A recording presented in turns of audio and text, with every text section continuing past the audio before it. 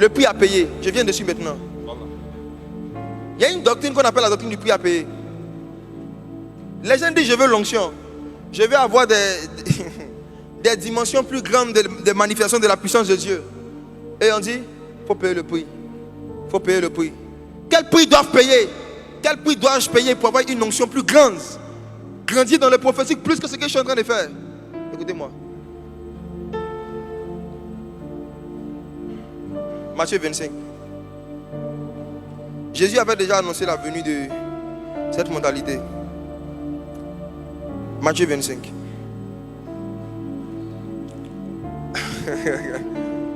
Lis s'il te plaît à partir du verset 8. Matthieu 25, à partir du verset 8. Les folles disent aux sages, donnez-nous de votre huile, car nos lampes s'éteignent. Les folles disent aux sages, donnez-nous de votre huile. Ou en d'autres termes, on veut votre onction. Suivez-moi.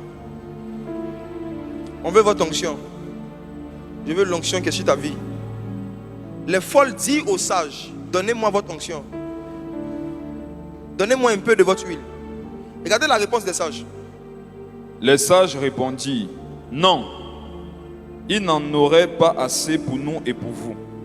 Allez plutôt chez ceux qui en vendent et achetez-en pour vous.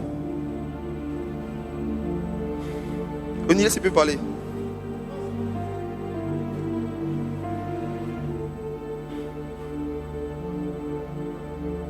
Jésus est en train de dire qu'à l'approche de sa venue, l'une des folies qui va rentrer dans l'église, c'est le fait de se dire que si on veut grandir dans l'onction, regardez le verset à l'écran à côté de moi s'il vous plaît. Le gars de la com reste concentré. Regarde le verset. Il faut aller acheter l'onction. Il faut payer le prix. Les sages disent, le type d'onction que vous voulez, il n'y en a pas assez pour nous et pour vous. Pourquoi? Parce que le type d'onction que vous voulez, regardez le verset 3. Les vierges ne l'ont pas, les sages ne l'ont pas acheté, elles ont pris. Donc quelque chose qu'elles ont pris, elles ne peuvent pas vendre. Regardez, remonte un peu, verset 3. Verset 3, regarde le verset 3. Le gars il fait quoi? On dit verset 3. Lis le verset 3, Clément, allons rapidement. Les folles, en prenant leur lampe, ne prirent point d'huile avec elles. Oui, ensuite. Mais les sages prirent avec leur lampe de l'huile dans des vases. Écoutez-moi, les sages ont acheté ou bien elles ont pris? Elles ont pris. Est-ce que l'huile des sages là, elles ont payé un prix? Hey. Les sages n'ont pas acheté l'huile. Elles ont pris. Maintenant, elles disent aux folles, l'huile que nous avons là, qu'on ne paye pas là, il n'y a pas assez pour nous et pour vous. Comme vous êtes folles, vous allez acheter. Et regardez, ce qui montre qu'elles sont folles, c'est qu'elles sont vraiment parties acheter. Pourtant, l'huile là ne se vend pas. C'était une manière de les éloigner pour que l'époux vienne. Et effectivement, quand vous lisez la suite, on dit pendant qu'elle partait acheter, l'époux est venu. Toute onction que tu as achetée va te faire rater l'enlèvement de l'église. Ce que vous avez reçu gratuitement, donnez-le gratuitement. Si les sages avaient demandé, les vierges allaient donner. Mais comme elles ont voulu payer le prix, les sages n'ont pas donné. Beaucoup parmi vous, il y a des dimensions que Dieu avait prévu vous donner. Mais il vous regarde dans sa présence et vous lui dites que vous êtes venu payer le prix. Donc il garde.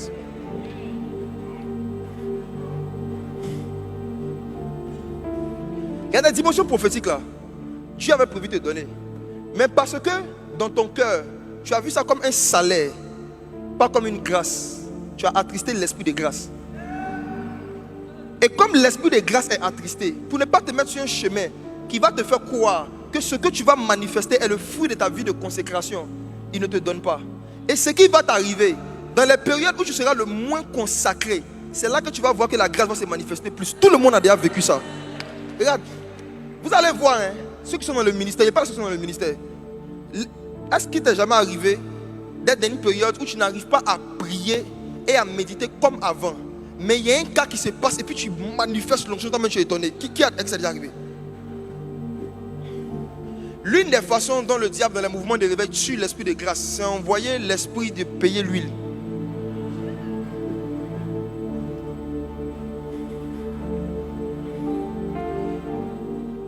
Est-ce que je suis en train de dire qu'il n'y a pas des actes à poser, qu'il n'y a pas des efforts à faire pour pouvoir rentrer en possession de certaines grâces que Dieu nous a données? Non.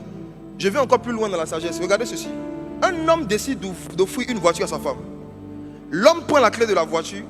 Sa femme habite au 3e étage sur un immeuble. L'homme monte jusqu'au 3e étage. Il donne la clé à sa femme. Et il lui dit, je t'offre une voiture. Besoin d'une clé de voiture. Bon, n'importe quelle clé, donnez-moi une clé. C'est juste faire une illustration. Moi, regarde, reste là. Prends ça, voici la voiture. Suivez bien mon illustration, s'il vous plaît. Voici la voiture en question, ok? Ok. Tiens, va offrir la clé à la soeur qui est là-bas, Nikita. C'est prophétique, hein?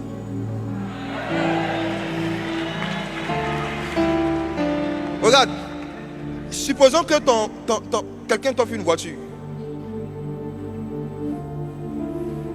Quelqu'un t'offre une voiture et il te dit la voiture t'appartient. Je vais vous poser une question, suivez-moi mes frères et sœurs. Est-ce qu'elle est propriétaire d'une voiture, oui ou non? À partir du moment où il lui a donné la clé, est-ce qu'elle est propriétaire, oui ou non? Maintenant, est-ce que si elle reste dans l'appartement, elle peut rouler la voiture? Elle est propriétaire de la voiture, mais est-ce qu'elle peut l'utiliser si elle reste dans sa position? Ok. Donc pour qu'elle puisse utiliser ce qui lui a été donné gratuitement, il faut qu'elle vienne au parking. Viens. Viens vers la voiture.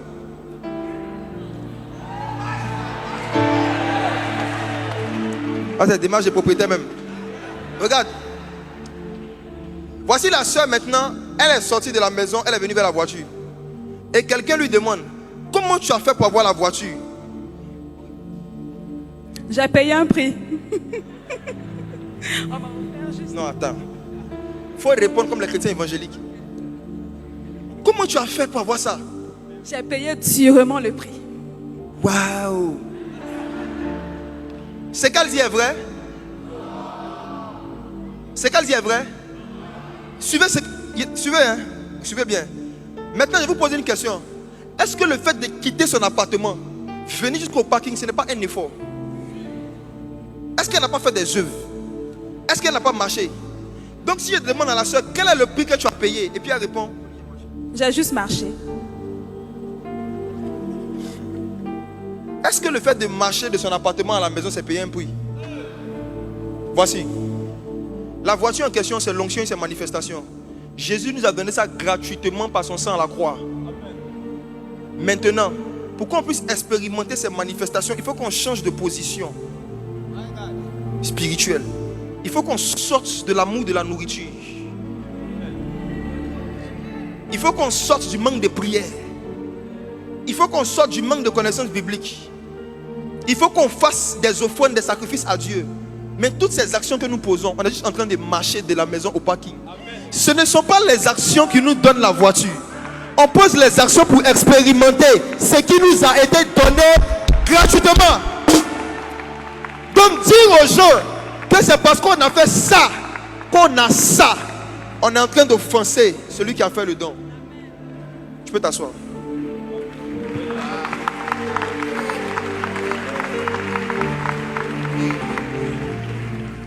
L'onction prophétique est gratuite, c'est de l'huile. Jésus nous donne de l'huile gratuitement, ça ne se vend pas, ça se prend. Mais pour prendre là, il faut marcher. Il faut se déplacer d'un point A vers un point B. Donc, quels sont les déplacements dans le monde spirituel que vous devez faire pour aller dans des dimensions gratuites du prophétique? Le jeûne. Quand tu jeûnes, tu n'es pas en train de payer un prix, tu es en train de marcher. Dans le monde physique, on marche avec ses pieds. Dans le monde prophétique, on marche avec le jeûne. Mantus qui mande à la havi à la kavi. And the command de clade vaziba. En décembre, Dieu m'a donné une instruction bizarre. Il m'a dit jeûne, sans manger, sans boire. Il dit combien de temps? Il dit jusqu'à ce que tu ne puisses plus.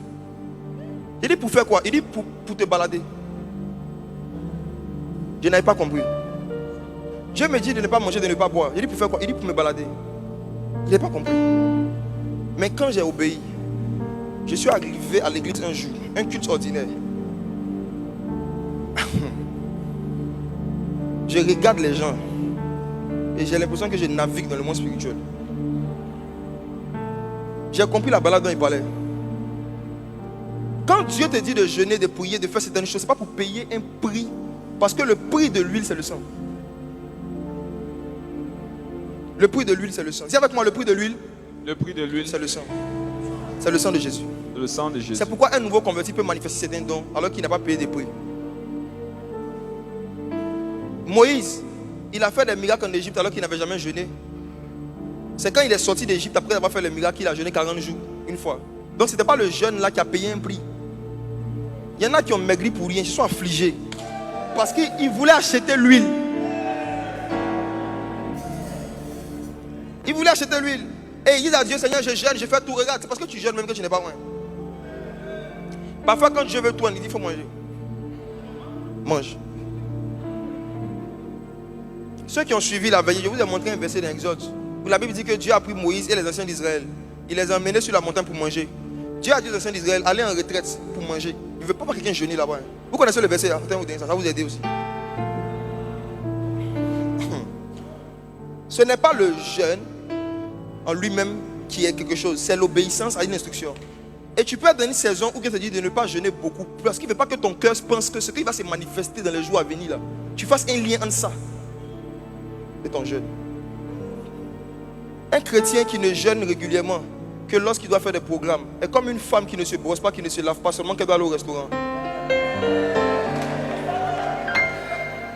On ne se lave pas pour aller au restaurant, on se lave pour être propre. Donc quelqu'un qui ne se lave jamais, qui attend seulement quand il doit aller au restaurant pour se laver, il est sale.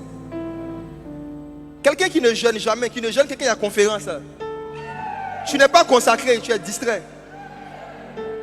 Le jeûne là, c'est censé être une vie, pas un programme. Laissons ce verset là. Avançons, je vais avancer. Il vient de voir l'heure, il me reçu beaucoup de temps. Dieu a emmené Moïse sur la montagne. Samuel retrouve la référence d'Exode. Vous allez me donner, juste donner à ceux qui ne savent pas.